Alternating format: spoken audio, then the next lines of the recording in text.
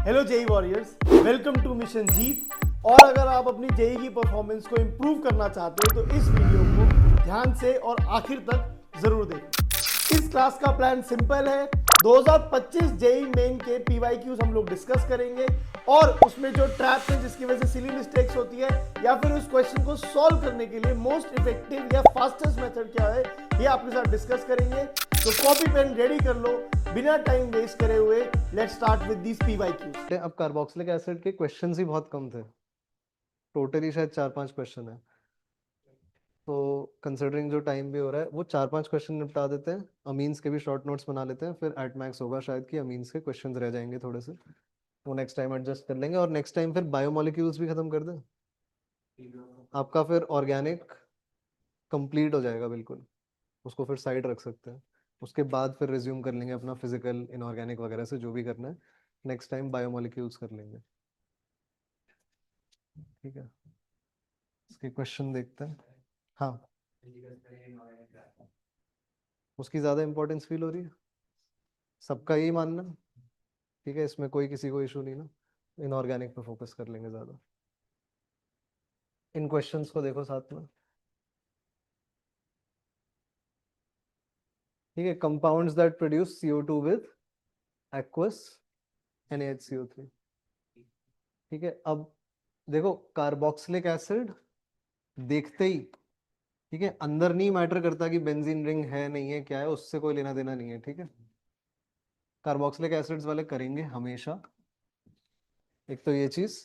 ठीक है, फिनॉल नहीं, फिनॉल पे यहाँ तो चलो फिर भी इसने खराब ही चीज ऐड करी है, इलेक्ट्रॉन डोनेटिंग। अगर इलेक्ट्रॉन विड्रॉइंग भी अगर एक ही चीज लगी होती तब भी उसको रिजेक्ट कर देंगे, लेकिन पिक्रिक एसिड को तो, ये 2,4,6 नाइट्रो वाले को तो करना पड़ेगा। तो बाय दिस लॉजिक आंसर आपको मिल जाएगा। ठीक है, ये एक हो गया। अच्छा, ये क्वेश्चन की लैंग्वेज थोड़ी, मतलब इसको इंटरप्रेट करना हो सकता है मुश्किल हो जाए इस क्वेश्चन को। ठीक है, हार्डेस्ट पार्ट इस क्वेश्चन मेरे को वही लग रहा है कि थोड़ा समझ आए कि करना क्या है, बिकॉज एक बार वो क्लियर हो जाए तो उसके आगे फिर बहुत ही सिंपल है। हो क्या रहा है यहाँ पे कि कोई कंपाउंड है,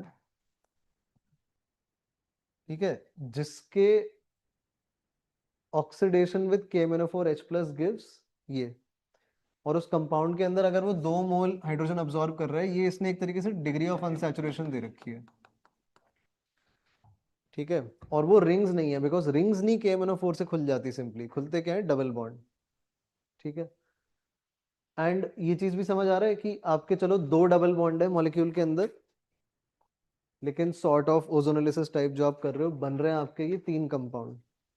ठीक है, तो एक ऐसा सा इमेजिन करो ना यहाँ पे कि एक चीज आपकी इन दोनों के बीच में डबल बॉन्ड रहा होगा और इन दोनों के बीच में डबल बॉन्ड रहा होगा, तो आपको वो जो पेरेंट एल्कीन है वो कंस्ट्रक्ट करनी है। यहाँ तक मतलब ये थ्रेशोल्ड अगर आप पार कर जाओगे, उसके आगे तो फिर वो एल्कीन बनी जाएगी, सिग्मा बॉन्ड्स पता चली जाएंगे। पर मेन मेरे को लग रहा है यहाँ पे कि क्वेश्चन ही स्टार्टिंग में अच्छे से समझ नहीं आता है कि करना क्या है। बाकी तो समझ आ रहा है, इसको जोड़ के क्या हो जाएगा, जैसे ये कार्बन बना लिए मैंने 2, फिर इसमें डबल बॉन्ड में ये वाला लगा देता हूँ, और इसमें भी इसके ये दोनों कार्बन ये नीचे लगा दिए। सिमिलरली इसमें आगे अगर चल रहे हैं 1 2 3, और इसको डबल बॉन्ड अब किससे जोड़ दें, इस वाले से जोड़ लेते हैं। ठीक है, एंड ये दिख रहा है कि क्योंकि यहाँ से ये, ठीक है, अब एक तरीके से मान लो जैसे ऑक्सीडेटिव ओजोनोलिसिस होता है। ठीक है, मे बी इस वजह से हो सकता है एनसीईआरटी ने कभी मेंशन भी नहीं करा अलग से ऑक्सीडेटिव ओजोनोलिसिस, क्योंकि आप सिंपली ये रिएजेंट डालो तो बराबर ही बात हो जा रही है ना, कि जहाँ जहाँ एल्डिहाइड बन रहा है, लेकिन वो पूरा कहाँ पे कंक्लूड हो रहा है, कार्बोक्सिलिक एसिड में। बिल्कुल ऑक्सीडेटिव ओजोनोलिसिस के बराबर बात हो गई ना, तो उसका नीड भी एलिमिनेट हो जाता है। तो क्वेश्चन क्लियर है। बाकी इसमें बस हाइड्रोजन वगैरह बना के भी सिग्मा बॉन्ड गिन लेना। आंसर कुछ क्या 27 या कुछ दे रखा है ना। ठीक है, तो देख लेना आप। सर हम ऐसे नहीं देख सकते, जो ओ एच है वो हाँ, केएमएनओ4 की वजह से आए होंगे, तो उसको हटाकर दोनों ओ एच तो को वो हटाकर हटा ही ज्वाइन रखे कर हैं ले। देखो। हाँ हाँ, देखो OH तो हटा ही रखे हैं ना, इस कार्बन को इस कार्बन से जोड़ रखा है, इसका तो कोई मेंशन है ही नहीं अपने फाइनल कंपाउंड में, आप देखो। ठीक है, OH तो हटाने ही है। क्लियर। ठीक है सर। नेक्स्ट देखते हैं क्वेश्चन इसमें, टोटल नंबर ऑफ कंपाउंड्स। ठीक है, अब ये रिएक्शन कौन सा था जो हमने पढ़ा था, साइड चेन ऑक्सीडेशन वाला। ठीक है, क्या बोला था कि अल्काइल ग्रुप होना चाहिए जस्ट। ठीक है, अल्काइल ग्रुप है, कार्बन है, इस पे हाइड्रोजन भी लगे हैं, इसको एक्सेप्ट कर लेंगे। इस कार्बन पे हाइड्रोजन लगे हैं, एक्सेप्ट कर लेंगे, इस पे भी लगे हैं, पर ये वाला अपना अलग से जो लगवाया था टर्शरी ब्यूटाइल वाला ये नहीं कर पाएगा। इसमें भी हाइड्रोजन है, ये कर देगा। अब बाहर कुछ भी अगर फॉरेन कुछ दिखे तो रहने दो। ठीक है, और रिएक्शन मैकेनिज्म ही ऐसा है कि उसको प्योर बाहर अल्काइल चेन चाहिए होती है। ठीक है, यहाँ पे हो जाएगा यहाँ पे, लेकिन अब देखो इशू क्या है कि लेट से ये हो भी गया, लेकिन क्वेश्चन क्या डिमांड कर रहा है, फाइनल प्रोडक्ट बने क्या, बेंजोइक एसिड। ये बॉन्ड तो नहीं खुलेगा ना, तो इसको भी ओवरऑल रिजेक्ट करना पड़ेगा। तो कितने मेरे ख्याल से टिक मार्क आ रहे हैं, 5 आ रहे हैं, ये आपका आंसर हो जाएगा। ठीक है, ये शिफ्ट इसके साथ खत्म भी। अप्रैल वाली देखते हैं। Consider following molecules, correct order of rate of hydrolysis. ठीक है, तो इस क्वेश्चन को ये एक तरीके से आप शॉर्ट नोट्स में ऐड कर सकते हो कि ये क्वेश्चन आपको क्या बता रहा है कि रिएक्टिविटी का ऑर्डर कैसा है towards nucleophilic addition followed by elimination, जो भी बोल लो, for all these carboxylic acid derivatives. तो एसिड क्लोराइड अपना मोस्ट रिएक्टिव होता था। ठीक है, एक तो ऑलरेडी अगर और कुछ भी नहीं समझ आ रहा है तो इन दोनों ऑप्शन में से कोई एक तो आप अटेम्प्ट करके आ ही जाओ। ठीक है, ये फाइनल वाले भी दोनों में सेम है, अब बस डिफरेंस किस में है, बीच वाले दो में। ठीक है, अब इसमें या तो सॉर्ट ऑफ ऐसे भी सोच लो कि ऑक्सीजन ज्यादा दिख रहे हैं ना बड़े इसके मुकाबले। ठीक है, तो ज्यादा तनाव होगा बीच में, तो आपका anhydride is more reactive than ester, and least reactive is आपका अमाइड। ठीक है, जब आपका कार्बन पे ऑक्सीजन के बजाय थोड़ा कम इलेक्ट्रोनेगेटिविटी वाला आइटम लगा है, यहाँ पे हमने ये देखा है थोड़ा खोलने भी ये मुश्किल होते जाते हैं ना, और जैसे जैसे ये नाइट्रोजन की अगर इलेक्ट्रोनेगेटिविटी कम है तो यहाँ रेजोनेंस भी ज्यादा होगी ना। जैसे वो वाले क्वेश्चन हमने देखे थे वो डीपीपी में कि furan versus thiophene versus pyrrole में वो देख रहे होते हैं कि एरोमेटिक कौन ज्यादा है, याद है क्वेश्चन। तो कुल मिला के पी क्यू आर एस ये जो स्ट्रेट फॉरवर्ड ऑर्डर है, तो अपने शॉर्ट नोट्स में ऐड कर लो, acid chloride is most reactive. ठीक है, इसके बाद कौन है, एनहाइड्राइड, और यही दोनों हम यूज भी करते हैं एस्टरिफिकेशन में।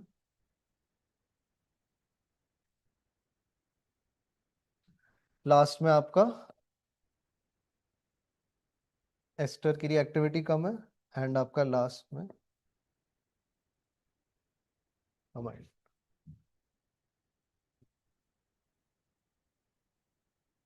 क्लियर है यहाँ तक सब कुछ।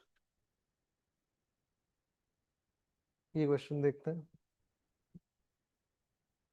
अब ये दिख रहा है थोड़ा, ये चीज इंपॉर्टेंट है यहाँ पे। ठीक है, एनसीईआरटी में भी जो एग्जैक्ट यही कीवर्ड्स यूज्ड है। तो कार्बोक्सिलिक एसिड यहाँ बनेगा क्या, रह जाएगा ये अमाइड पे ही। ठीक है, 2 बारी वाटर मॉलिक्यूल ही जुड़ पाएंगे यहाँ पे खाली, तो इसको नहीं लेना है। ठीक है, आंसर आपका इस तरीके से है, लेकिन इससे ऊपर ये ऑप्शन है, ये बेट आपका ये नहीं करना है। ठीक है, -1 लग सकता है इस क्वेश्चन में बड़ी आसानी से। फिर आपका बी ऑप्शन अगर आप देखो, आर माइनस इस पे अटैक करेगा और फिर हाइड्रोलिसिस करते हैं, इसमें बन जाएगा RCOH। ठीक है, कार्बन स्टेप अप का भी अच्छा तरीका है, ग्रिग्नार्ड रिएजेंट बना के CO2 पे अटैक करवा दो, नहीं तो हमने देखा था हैलोजनेट, उसको करवा के फिर KCN से सब्स्टिट्यूट करवा लो।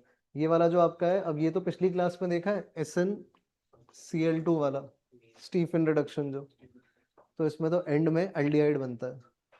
ठीक है, PCC भी डालोगे तो एल्डिहाइड पे रुक जाओगे।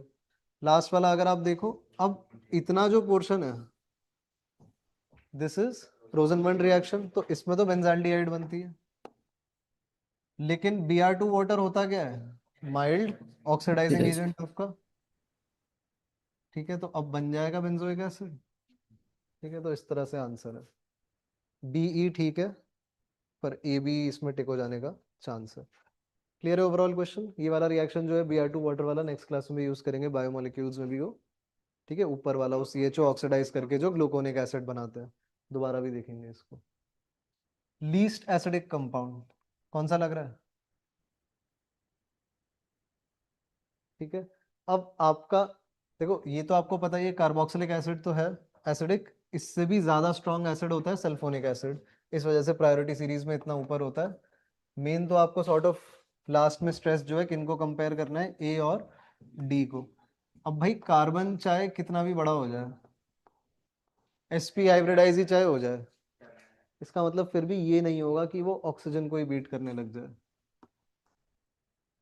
ठीक है, उतने अच्छे दिन भी फिर भी उसके नहीं आएंगे इतनी आसानी से। ठीक है, लीस्ट एसिडिक सिंपली एल्काइन ही होगा। टर्मिनल अल्काइन हो, sp कार्बन हो, जितनी भी चाहे उसकी हाइपो, पर इसको एक्सीड तो नहीं कर जाएगा इतनी आसानी से। ठीक, एंड देन अगेन अगर मान लो आप ऐसी सिचुएशन में आ भी जाते हो कि ये दो अगर आप कॉन्फिडेंटली एलिमिनेट कर पा रहे हो, एंड में अटेम्प्ट जरूर कर लेना उस क्वेश्चन को। ठीक है, वर्थ द रिस्क है उसमें।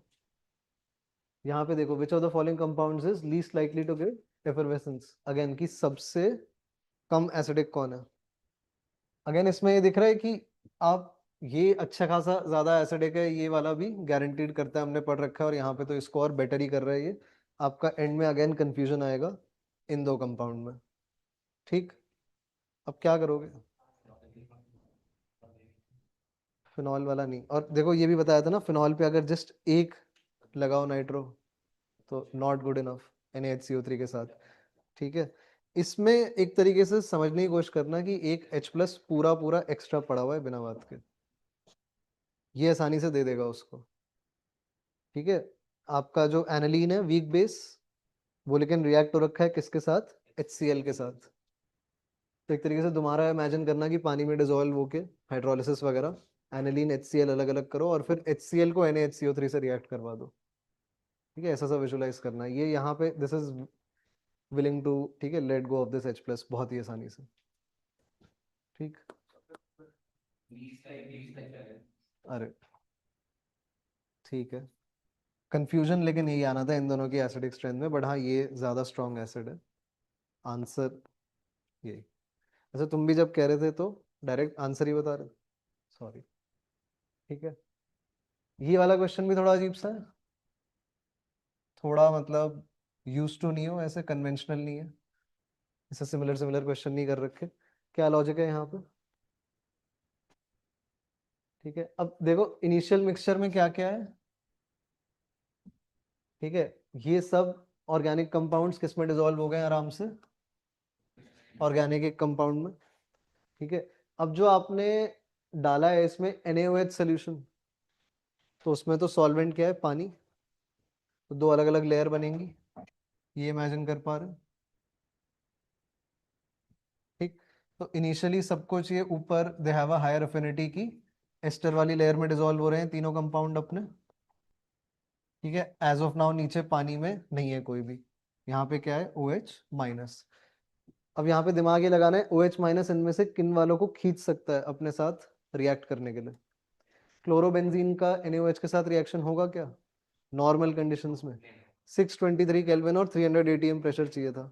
ठीक है, रूम टेम्परेचर पे कुछ नहीं होने वाला, क्लोरोबेंजीन आपका बच जाएगा, वो एस्टर में ही रहेगा ऊपर। ठीक है, सिमिलरली एनालीन खुद भी बेस है। ठीक है, एसिड होता कोई तो अलग बात होती है, HCl वगैरह, एनालीन भी यहाँ पे नहीं रिएक्ट, लेकिन बेंजोइक एसिड यहाँ नीचे आके क्या बन जाएगा, सोडियम बेंजोएट। इसमें आप देख रहे हो आयनिक कैरेक्टर अच्छे से हो जाएगा, सॉल्ट हो जाएगा, ये एस्टर वाली लेयर में से निकल के पानी में डिसॉल्व हो जाएगा। तो क्वेश्चन पूछ रहा है एस्टर में बच कौन कौन गया। लॉजिक समझ आ रहा है इस क्वेश्चन का, ये हो रहा है थोड़ा अलग सा है। सो PYQs आर डन। अगर वीडियो यूजफुल लगा तो लाइक जरूर करना। ऑल्सो अगर इस चैप्टर के सारे फॉर्मूलाज एंड ट्रिक्स जानना चाहते हो जो आपको जेई मेन के एग्जाम के टाइम पे पता होने चाहिए, तो डिस्क्रिप्शन में दी गई वीडियो को जरूर देखना। अब हम अगला चैप्टर ये वाला करेंगे और इसका PYQ का सेशन इस डेट को आएगा, इनको अपने कैलेंडर्स में ऐड कर लो ताकि आप ये नेक्स्ट चैप्टर मिस ना करो। और अगर चैनल पे नए हो तो सब्सक्राइब कर लेना।